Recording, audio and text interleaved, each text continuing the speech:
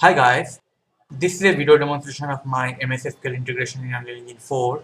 So here you can see that in my SQL client I have created a database called UDemo where we are going to test out our queries.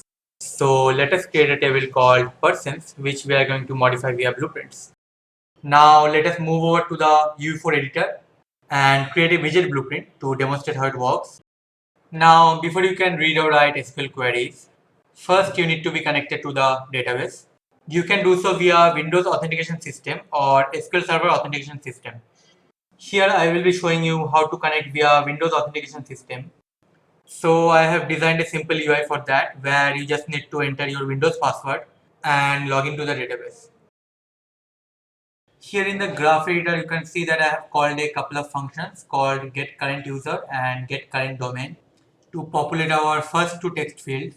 Now get current user will give you your Windows username and get current domain will return your PC domain name.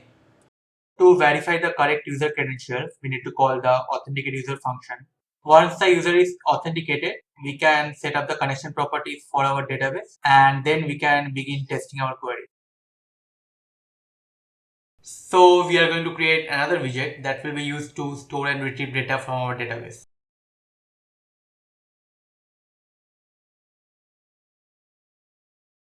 So our authenticate user function will return a boolean variable.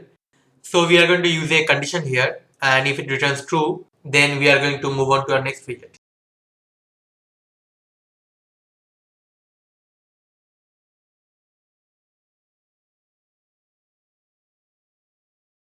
So we move over to the graph editor of our second widget and create a variable called password, which we are going to get from our login widget. Now that we have our password, let's set up the connection property. Remember that whenever you're using SQL Server authentication, you don't need your domain information. You can just pass the other values and uncheck this if trusted parameter. So I have created a simple UI that will add a person's information to the database on clicking this button. In our onClicked event, first we are going to check the number of rows present in the persons table. For that, we need to execute a select query and retrieve the number of rows. This is needed to get the first entry in our row, which is the person's ID.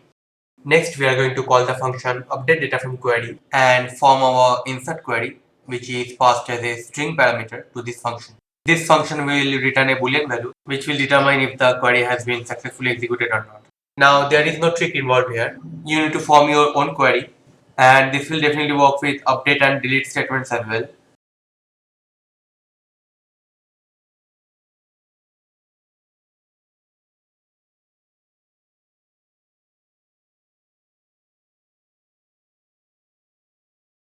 Now we go to the level blueprint and add the login widget in our viewport.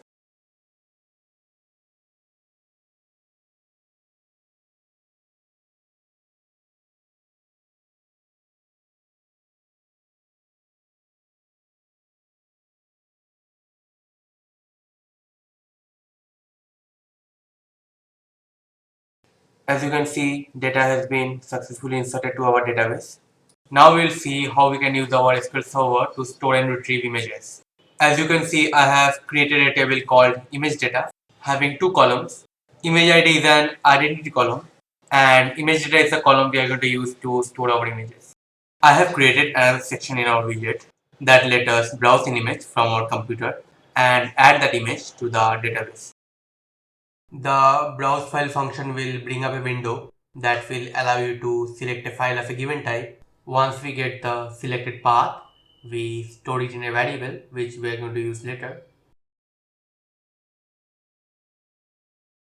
So at the on-clicked event of add image button, we are going to form our query for updating the image.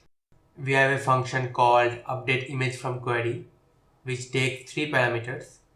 The first parameter will take your query as an input. You need to form your own query, but remember that whenever you are passing the image value, you need to pass the variable name like I have shown in this query. If you don't know how to do this, you can definitely use Google to get an idea of how images are inserted and updated in the SQL Server. In our first string input, I have used @img as our image parameter. And in our second input, I need to enter the same image variable name that I have used in the first input without the @ symbol. To clarify, what is the variable name used in the query above that needs to be replaced by our image. The third parameter will just contain the image path from where it will take the image and update it. I have created another section in the UI that will let us select an image from the database and bring it into a game. To select an image from the database, we need to call the function called selectImageFromQuery, which will return your image as texture format provided your query is valid. Now let us try adding an image to the database.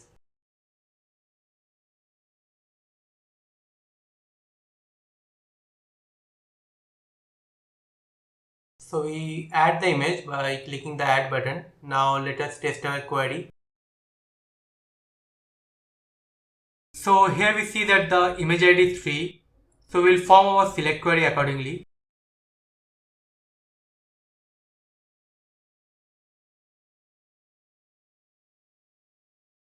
So we successfully received the image from the database. If you can recall, this is the same image that I have previously selected from my hard drive and stored in the database by clicking the add image button. So now we will be seeing how we can retrieve data from our persons table where we have inserted data previously. So I have created a button called view persons, which we'll be using to retrieve the names of all the persons that we have inserted in our persons table. I have also created one text box where we are going to show the data selected.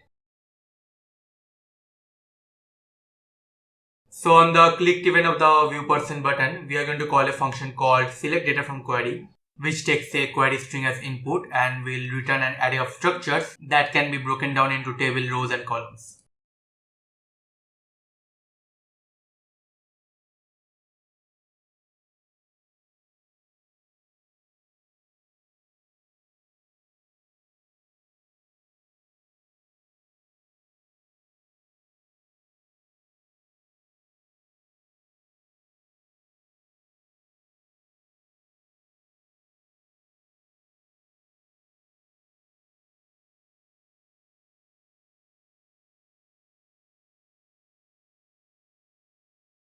So each of the elements in this array consists of a structure variable, which can be broken down into row data and an array of column data.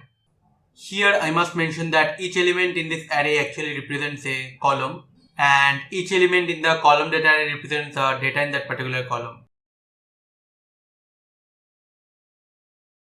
So here we are looking for printing only the first name of the person. So we just create a condition here that matches the column name as first name, and we are going to print the column data of that particular column.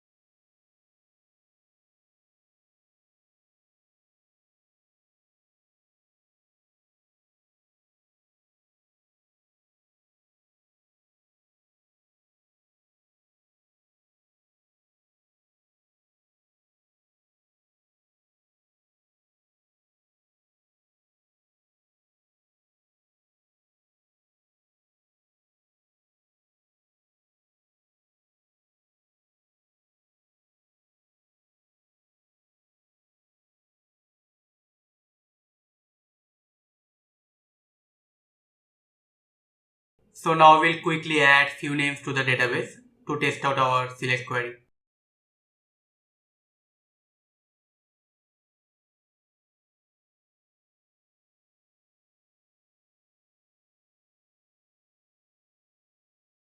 So it seems like our query is working properly. So you can see that in our SQL server, the names are successfully inserted in the persons table. So that's all for now. I really hope that you find this plugin useful, and thanks a lot for watching.